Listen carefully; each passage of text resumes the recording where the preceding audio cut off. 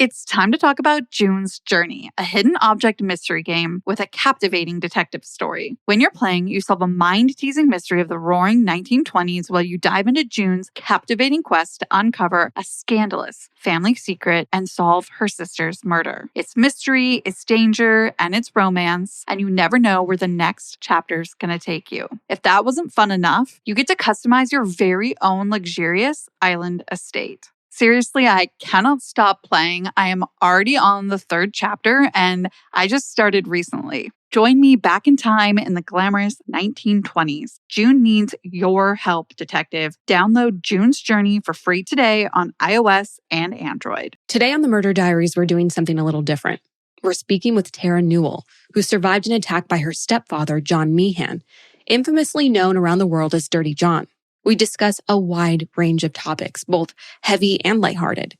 The attack, dogs, and her new podcast, The Survivor Squad. Now, here's our conversation with our friend Terra. And thanks so much for being with us on the Murder Diaries today. Thank you so much for having me. Do you mind introducing yourself and a little bit about your story for our listeners? Yeah. So my name is Terra Newell. I am a person, I'm a survivor that is the survivor of Dirty John Meehan, who took him down in self-defense. He came after me. My mom had married him. He was a psychopath. She didn't know he was a psychopath. She got into this coercive, controlled relationship with him, left him for the second time. He ended up coming after me in a parking garage, attacked me with a knife, and I was able to defend myself, and I actually killed him in self-defense. Terra, tell me, how long did it take to get to a point where you could tell it just as eloquently and articulately as you did? Because that's a life-defining moment, beyond life-defining, really. How did you get to that point? Thank you. It took a lot of therapy to get to the place where I wanted to talk about it. I had to get to a place where I thought I was healed in a sense. Mm-hmm. I say that the healing journey is forever ongoing. And so when you're in this trauma and then you get to a good place and then you take on other people's trauma, you realize other triggers that you need to work on. And you also realize how to balance, how to allow other people's trauma in your life and then allow your trauma as well. So I think it took like 4 years. 4 years. I feel like it could take a lifetime, So to hear 4 years, that's so incredible. Like, it's awe-inspiring. Thank you. Well, and I love that you talk about how it could take a lifetime too, because really for anyone who's going through their survivor story and their journey, it doesn't matter that it took 4 years for me. It doesn't mean it needs to take 4 years for you. You can take as long as you need to deal with this journey, as long as you're trying to deal with it. That's a great point. It's about putting in that work. Can you talk a little bit about how it's been going through what you've been through and seeing so many people tell your story? As a survivor, you're here and you have the ability to tell it yourself, but a lot of people have adopted it for themselves and told it without any consent on your part. Can you talk about what that's been like and what you've learned in the process?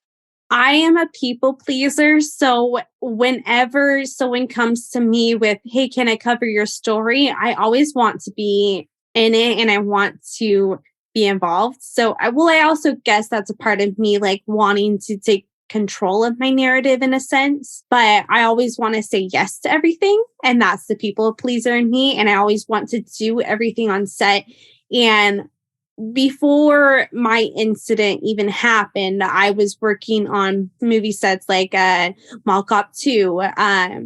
There was different indie films that I worked on. So I was a background person. And for me, I was told to do stuff and I would have to do it to get paid. So when I'm a survivor and other people are reaching out and it's other news outlets, other podcasts, anywhere, I want to say yes. And then I want to do exactly what they want. And for a while, it took me to understand that that was me going into my trauma responses, the appeasing response. And that is also called the fawn response. But I know a lot of survivors are trying to change the narrative to appease. So I want to try to use that. And so I literally had to learn that I was appeasing to the people on set and people on production. And the producers were asking certain things from me that I didn't necessarily like. But I would do it anyways because I was taught in order to make this production happen, you got to appease and you got to do what the director says. You got to do it because you're the person that they're filming right now. And if you start to be ornery, you don't want to do stuff, then you're not going to work again in that industry. So that's the mentality I had with being a survivor and telling my story. So I felt like I needed to be involved in so many. And then there was a point where I was told by Bravo, you can't do anything more right now because the show's going to come out and we kind of need you to, like, people to think that you're dead. Wow. Like, in order to hear that as a survivor and someone that almost lost their life, it really sucks. But then that also means that I can't be involved with productions that hit me up. And I had to say no to things. And a lot of stuff during that time, because the documentary was coming out, the show was coming out on Bravo and then on Netflix.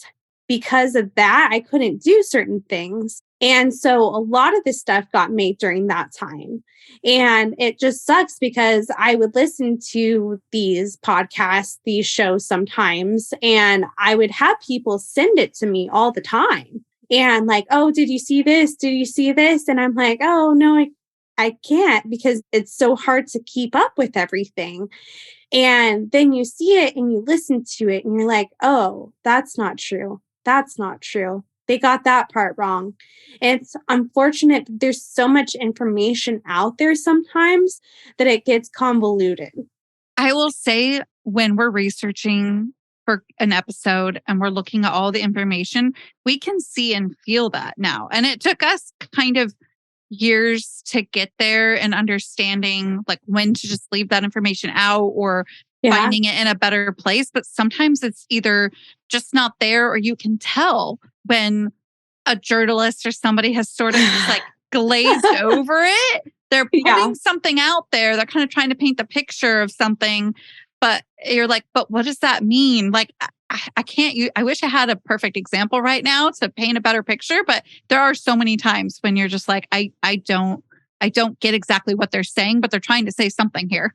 Well, I think of an example, like I'm friends with a producer from Dateline, and that's the producer that produced my segment of Dateline. And that producer had these people that were a forensic analyst and a journalist's wife, and they had them on, and a lot of their information was actually not false. And it's interesting because like these people I've actually not had the greatest interaction with. And then they threatened to come after Collier's podcast for plagiarism and also go after Fox News and everything. For clarity for our listeners, Collier is Terra's podcast co-host. Sorry, keep going.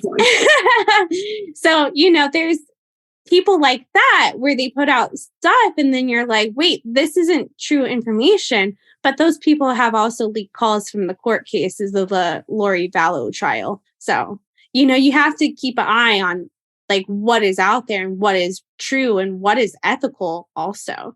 That brings us to like the true crime ethics conversation. There's definitely been a shift from when true crime really hit its fever pitch in 2016 to now in 2023. I think a lot more people in the space are understanding what's appropriate and what's not. But as someone who was thrust into the true crime space, without wanting to be, how have you been handling all of this? Where do you see it going? Can you talk a little bit about that? Well, I was really lucky in the sense where I had control in the sense of when I could come out with my story. There was reporters contacting me and I was being like, no, I need to deal with my trauma. I need to deal with this. Or I don't think I would even respond to people sometimes. They would hit me up. I don't need to respond to them. they don't need to hit me up for this. They don't need to talk about my trauma if I don't want them to, you know? So I got to the place where I needed to go through at least like 6 months of healing, and then stuff got bad. I got into a fight with my sister. The cops were called, and then I actually went to Austin, Texas. I was very religious during this time, and I was going to church 3 days a week. I was praying all the time, and I just had the answer to tell my story. So in that sense, I was lucky where I had the consent in that nature, where there are so many people like Kim Goldman, she's on the podcast, Rita Isbell, they were just thrown into it because their brothers were killed. And so these cases get highly publicized, and literally these people are thrown into it. So I'm like, I wasn't thrown into it in the sense that like my story just became public in that sense. Like I was contacted by the LA Times, and then I was like, okay, you guys can cover my story. I'll engage with you guys. I was thankful for that narrative. However, that was Christopher Gothard taking that story and doing his own narrative and research. And I say that his research is on point. I don't think anyone knows John like that guy. And That's I mean, incredible. right? Like he talked to so many people. He was in months and months and months of research. And like I think he probably I wonder if he has files still on John. But like he had recordings from everyone. And so he was really the person to have everyone's story and piece it all together. It's unfortunate because I truly believe that my story wouldn't have blown up if I hadn't killed him in self-defense. Or maybe it would have blown up later down the line, because I think that the show Dirty John really touched the sense of abuse and the coercive control. And then after that, there was like a frenzy of like these shows, and like the word Dirty John, I swear it's like in the Urban Dictionary. It kind of is. It's like, oh, he's like a dirty John. It's a thing. It absolutely is. But it's unfortunate to me because that's my attacker's name. And that's Tanya's abuser. That's my mom's abuser. To be honest, Tanya came up with the name, and so she gets credit for all of that.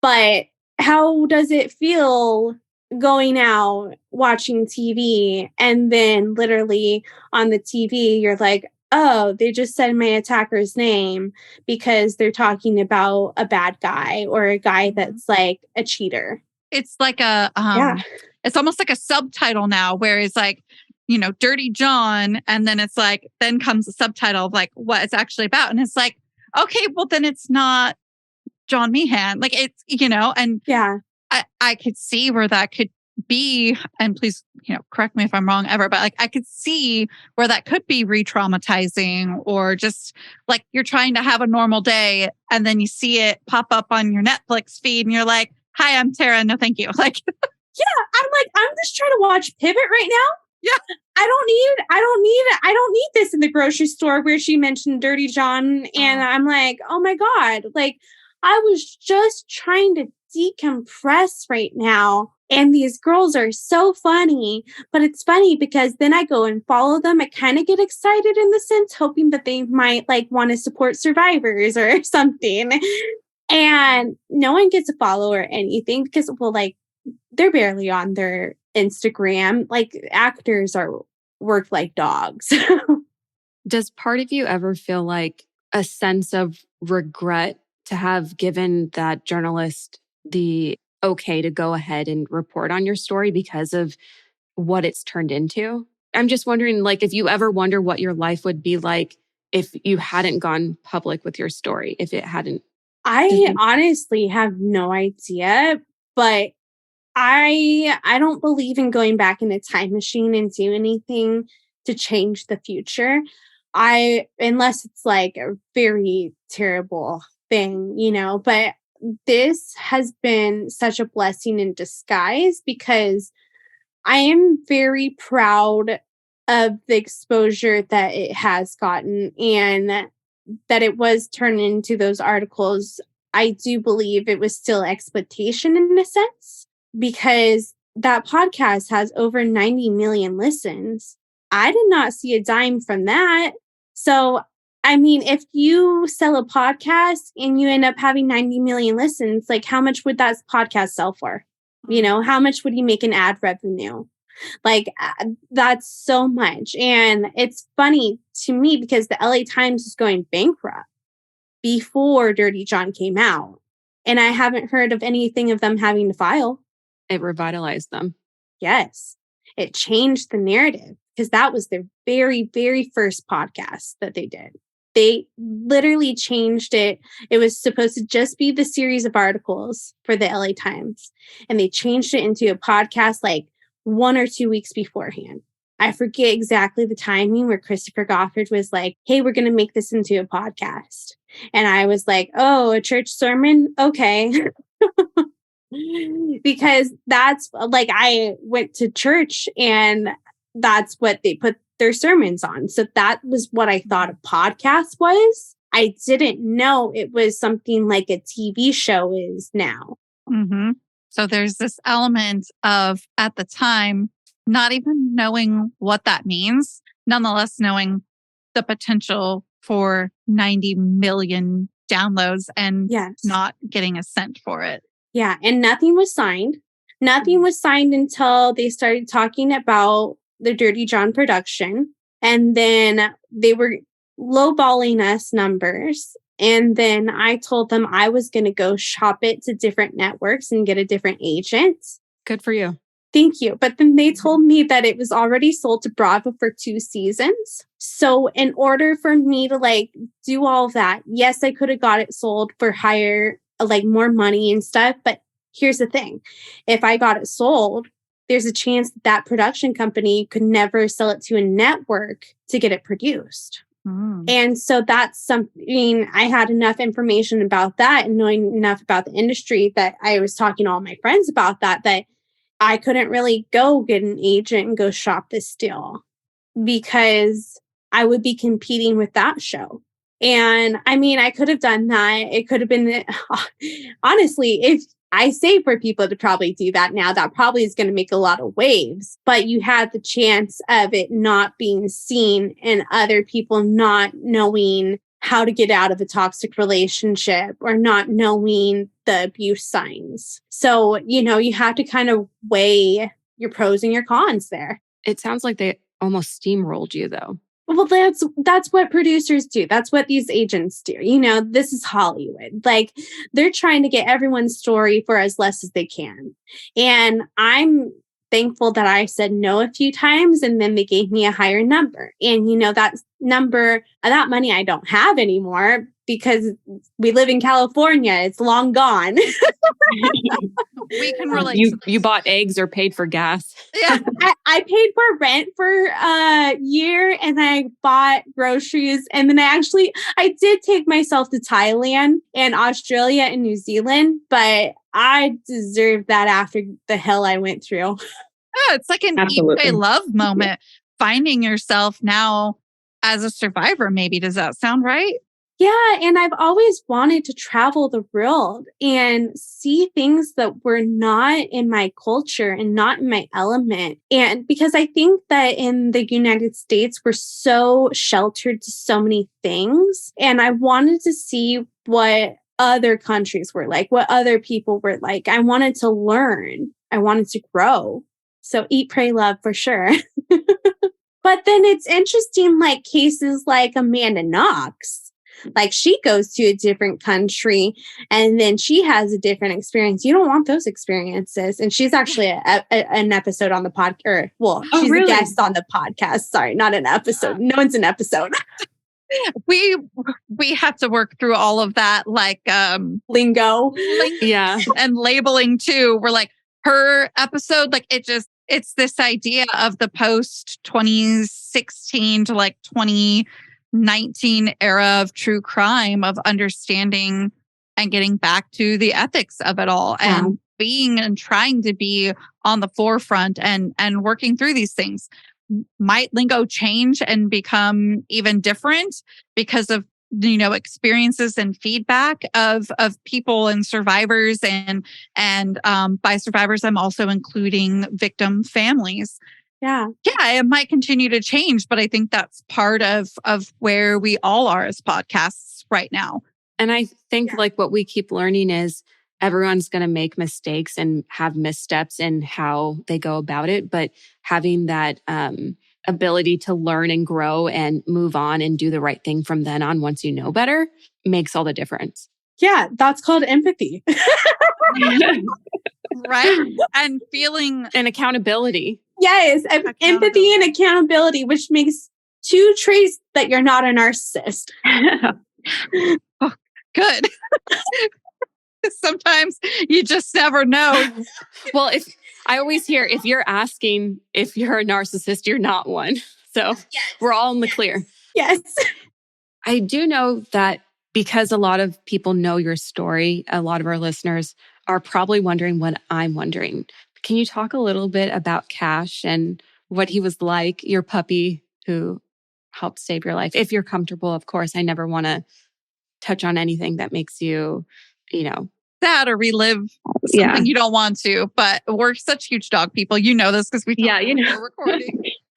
Yeah, no, I just had to stop myself from crying because I just love he passed away. So I just was never so attached to a dog because of what I experienced with him. And at one point it felt as if he was the only one that got what I was going through because he was the only one that was with me there.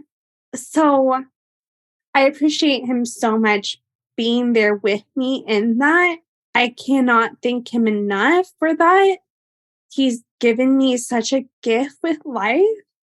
And I mean, I have pictures of him throughout the entire house. I'm really appreciative of the followers and support that I have too, because when he did pass, I was able to get $8,000 to take care of him, to have an extra month with him.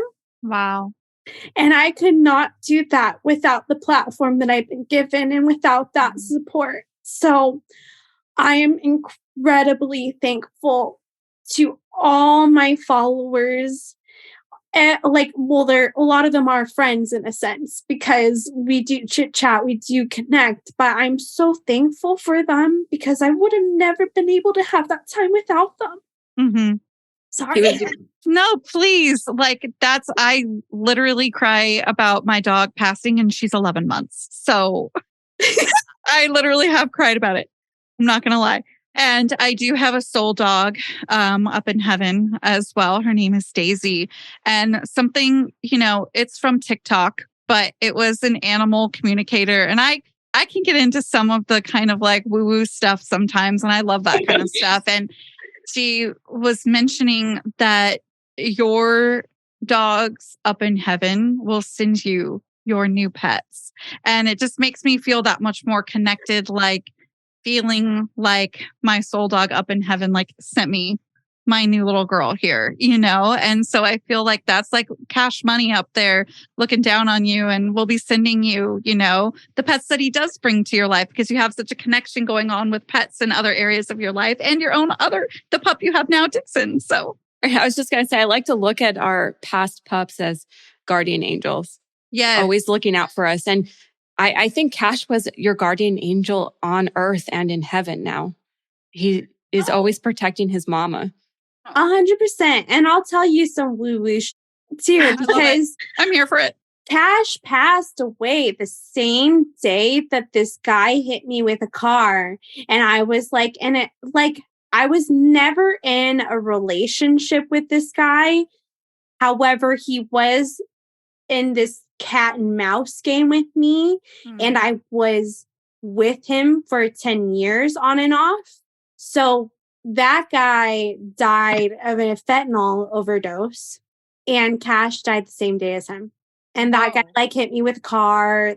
So Cash was up there the day that he needed to because he needed to protect me in the afterlife now, Mhm. because I'm very connected to that as well. Unfortunately, fortunately, sometimes. Has Cash, and you totally don't have to answer this, but has Cash ever visited you in a dream? Not dreams. I can actually call in his energy. Because Wow. like I did my yoga teacher training right after Cash passed away. Mhm. And we did a lot of exercises of like imagining like you're someone by you, like a guardian. I would always bring him in. And then the teacher would be like, there's a dog in the room right now. I'm like, and I'd be like, there's Cash.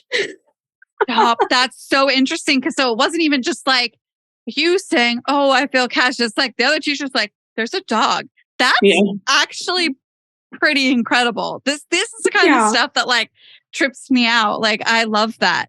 Well, Yeah. it's just interesting because like I don't know if you've felt a body when it's died.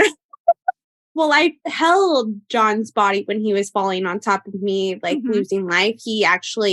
They revived him, and then he later died in the hospital a couple days later because his sisters pulled the plug, but he was brain dead. So, like, just that, there's like an energy that kind of leaves, and then you just like it's weird because it almost feels like that energy is weightless. And then when when it detaches, like the body is like dead weight. And it's just like, it's an interesting feeling. But like when Cash passed away, I was holding him because we gave him the anesthesia because he had a brain tumor and he was seizing and having 7-minute seizures. So I was holding him and they gave him the stuff. And then when his body, like you just felt the energy detach from it. Mhm. And it was weird because I was so emotional. And then that happened. And then I was like, he's not here anymore. Mhm. He's not in this vessel. You knew. I don't know what I'm holding on to right now. I just let it go. And then I walked away with peace. Mhm. And it's weird because, well, with Cash, it was also different because he was seizing. And so you never love seeing your child in pain. Like it's the worst thing. And so it's almost like a relief that you don't have to have them hurt anymore. Mhm. And then it's like that weight is lifted, that weight is separated. And then you're just like, oh, wow. Okay. Calling it a vessel feels like the perfect description of it too, because I was in the room when my grandfather passed away, like the whole family was. And it was very like, you could feel that energy of he's here and now he's not. And even just like at the funeral, I remember seeing him. He had an open casket and I went and gave his body a kiss, but it wasn't him. It was just this body that I recognized. I recognized his face. I recognized, his little smile, his bald head, but it wasn't him. It's very strange. And it's kind of hard to wrap your mind around unless you've had some sort of experience with it. Yeah, like death affects everyone. And I think that this is why true crime is so popular, is because this is the moment that is like the saddest moment of our lives. And for someone to take someone else's life, so how dare someone to do that? How can someone do that? And we need to have so much understanding of this. Yeah. And I think there's always that fear of, we're all born into this world, but no one knows how, for the most part, how you're going to leave. And it's that unknown of how is my journey going to be completed? And we go into each day, with this uncertainty. And like before we went on our Zoom, I had told Paige, I said, I can't imagine how Terra must have felt that day because she woke up, put her shoes on like every other day and didn't expect her life to be completely flipped upside down. And you didn't ask for this. This man came at you and you were in fight or flight. You were fighting literally for your life. And that's not something you expected ever to happen when you woke up that morning. Well, I mean, my intuitive ass knew. Can you talk a little bit about that? If you're comfortable, of course. Yeah, no, I had a dream where I was literally stabbing him, killing him. Okay, I've never heard about this. Well, some people take it out because it's too like woohoo, you know? Yeah. But it's crazy because it's straight my intuition. It happened exactly like I saw it in the dream. Wow. I wrote, and they did talk about this a little bit in the podcast because my ex-boyfriend did come on the podcast and talk about this. I wrote him a letter saying basically, I think I'm going to die. You get ownership of Cash, our dog. Well, because we were broken up and I had the dog. So I was like, okay, like I'm going through everything. Okay, I want him to have the dog. I want my sister to take care of the cat and maybe find it another home because I don't want her to keep the cat.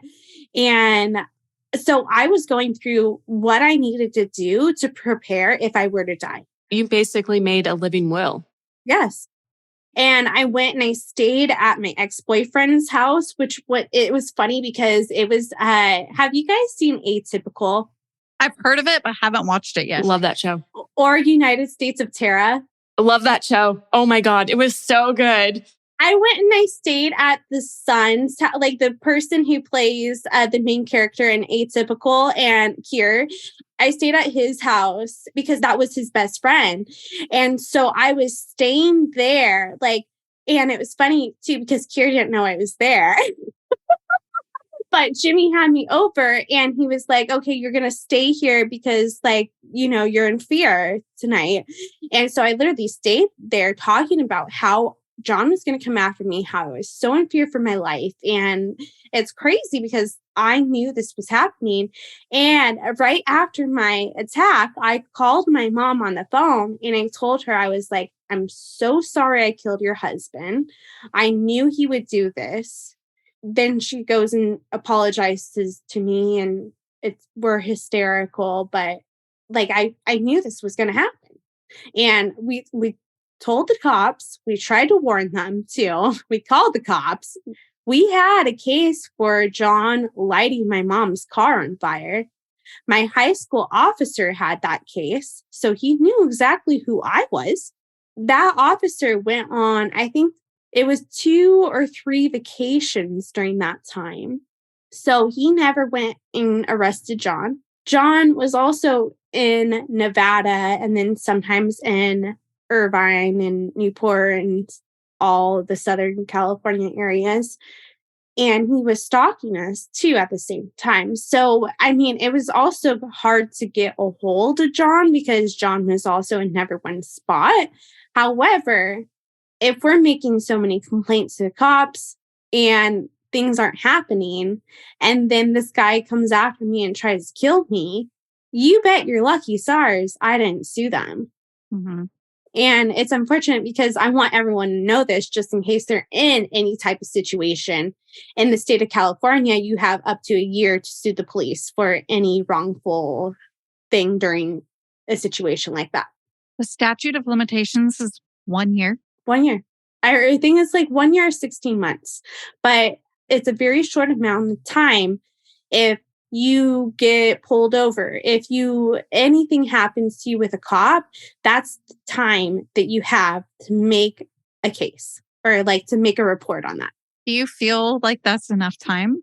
No, because you're in shock. You're in shock after your trauma happens. And for me, it took, I had the lifeguard girl, Skylar.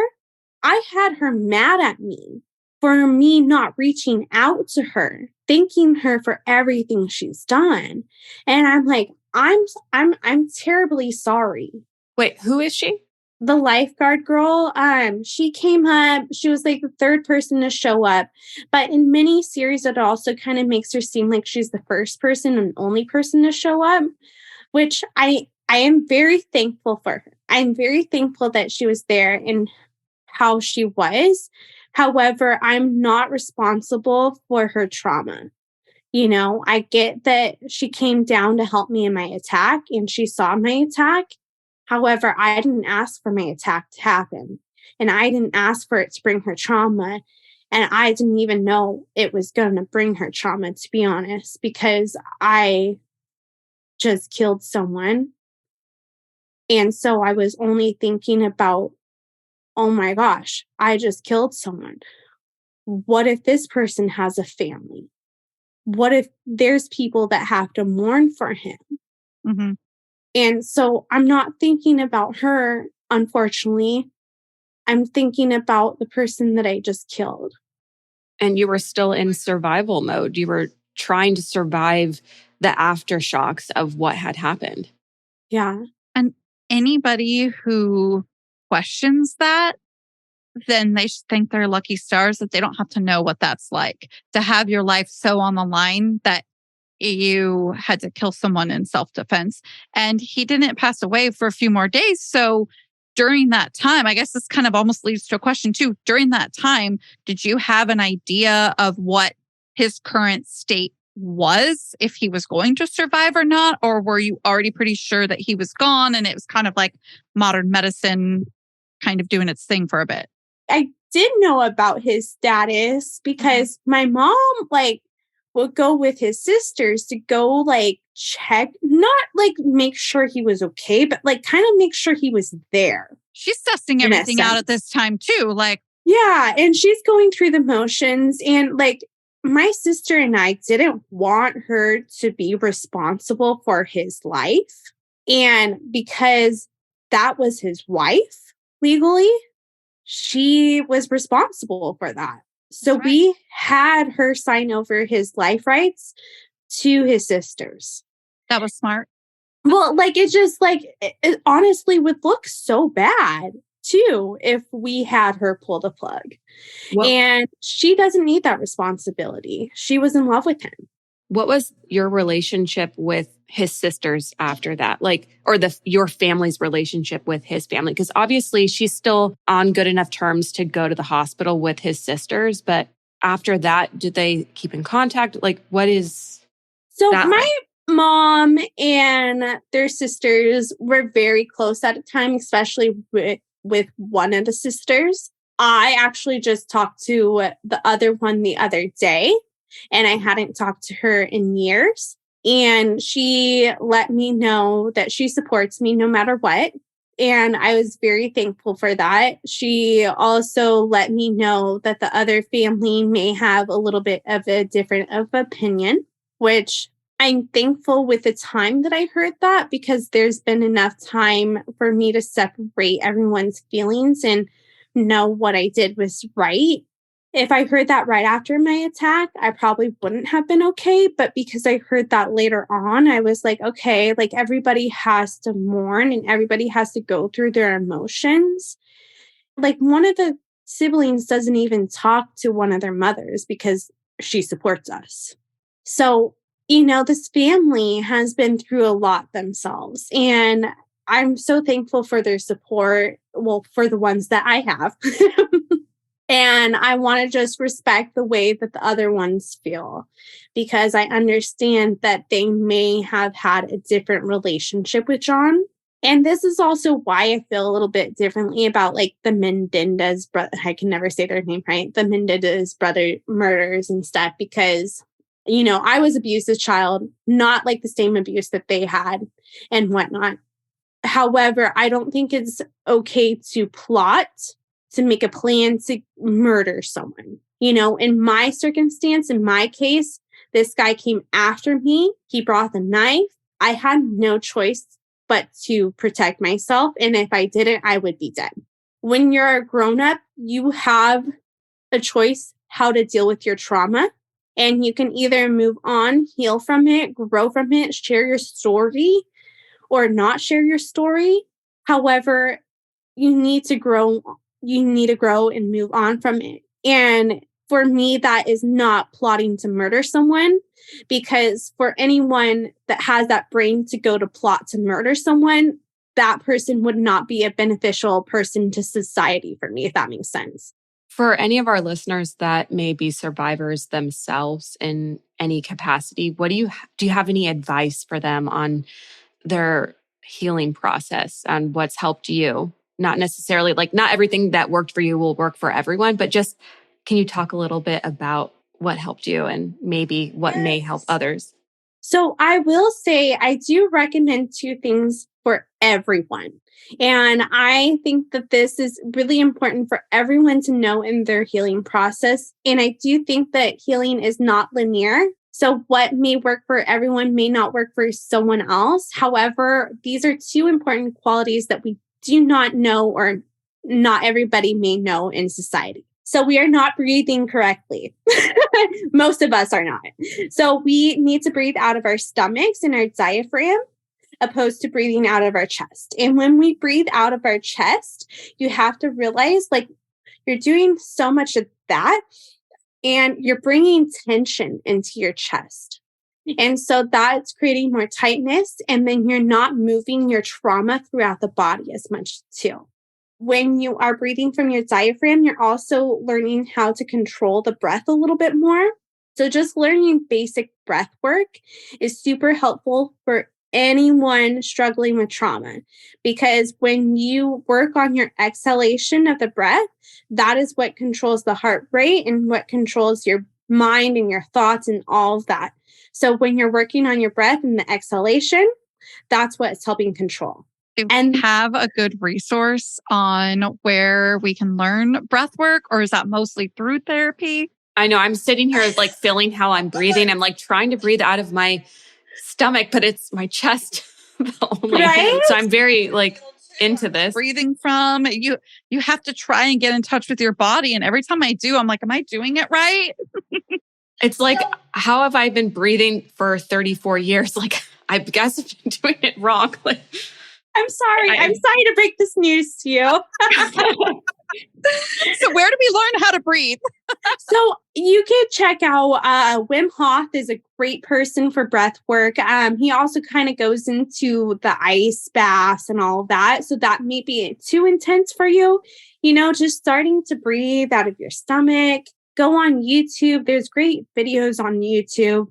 So the second thing is learning about your nervous system and learning about what responses you go to. You know, there's the fight, flight, freeze, fawn response, which the fawn response is also the appease response. So learning about the nervous system and what responses you go to, because that is going to help you when you get triggered. I've been learning a lot about the vagus nerve, and I do get anxiety. So I have used like a bag of frozen broccoli or peas on that, like before work one day when I was just anxious and going like, how do I deal with today? It really works. When you bring that ice to your chest or to really anywhere in your body, it's actually shocking your nervous system. So it's shocking that automatic nervous system that's making you go into that fight, flight, freeze, fawn response. Yeah. And so when you're doing that, it's actually slowing down your heart rate. So you're able to actually breathe and focus on that spot, because when you're in your fight or flight mode, your nervous system is on hijack. Mm-hmm. So there's only certain functions that are on right now. And so when you're bringing that ice to your chest, you're also reminding yourself that you have another scent, and then you're bringing that function back on. And so your body's slowly like coming back on and processing through, working through that fight or flight, freeze, fawn mode, you know? Kind of like you restarted a computer. You're restarting it. Yeah. And that's why I do coaching too. Yeah. I'm so intrigued. And I feel like, in this modern world, probably globally, of course, but speaking from an American experience, I feel like we're more stressed out than we've ever been. Everybody is tapped out. Gen X, millennials, and older Gen Z, we have lived. Not the younger Gen Z. Yeah. They know how to let it go. They're still teenagers and they kind of are just like, whatever. But like we've lived through a lot of stuff that shocked our system really young. And listen, baby boomers went through a lot too, but they were a little bit older. They processed differently. They weren't at school on 9/11 thinking, but like, you know what I mean? Like, so like, it's wild, And so I feel like so many of us never learned because baby boomer parents a lot of them didn't teach us because they didn't grow up knowing from their silent gen or greatest gen parents. And so I feel like we're just like more stressed out than ever on top of just the demands of late stage capitalism, So it's just wild out here. And it's so great to have people like you talking about it like it's so normal, because it should be normal to be like, yeah, you know what, I'm going to put some peas on my chest right now. Instead of it being weird or woo-woo or like, does that really work? It's like, that's an okay thing to do if you're feeling stressed out about going to work that day. Like, it's just normal. Breathe through it and know that it's okay to feel anxious and restart yourself. Just like it's normal for a computer that's been on for 3 days to kind of wig out. You don't think of it weird then. So why is it weird for you? Yeah. Or it's absolutely okay to like take a pause and be like, I'm angry right now in this situation. Let me take a step back, do some breathing exercises, and come back to this conversation so that I can handle it better. Terra, do you mind telling us about your podcast that you just launched? Yes. So it is called Survivor Squad Podcast. It is me and my host, Collier Landry. Collier Landry is also a survivor. I'll let you guys tune into the podcast and know a little bit about him, but his story is intense, and I cannot be happier to have him as my partner, because there's like these 6 degrees of separation where like his dad worked with Tanya's husband, which was John's ex-wife's husband. So like there's all these 6 degrees of separation, and Tanya's ex-husband's like from Mansfield, Ohio, where my podcast partner is from. And then on the podcast, we just launched not too long ago. So the first guest was Jennifer Faison. She is from the Betrayal podcast. She has an intense story, and she really drew a lot of inspiration from Dirty John, which I think is amazing. And I cannot be happier to have that as a result. Then we had John Fink. He was shot and kidnapped in New Orleans. Then we have Margaret Cho. She's a comedian. She's really funny. And then we have next week is Rita Isabel. Her brother was killed by Jeffrey Dahmer. And then we have a lineup of so many more guests that are amazing. Where can our listeners find you on social media? You can find me at Terra Newell, TerraNewell. I'm on TikTok. I'm on Instagram. Those are my 2 main platforms. Then I also have YouTube videos.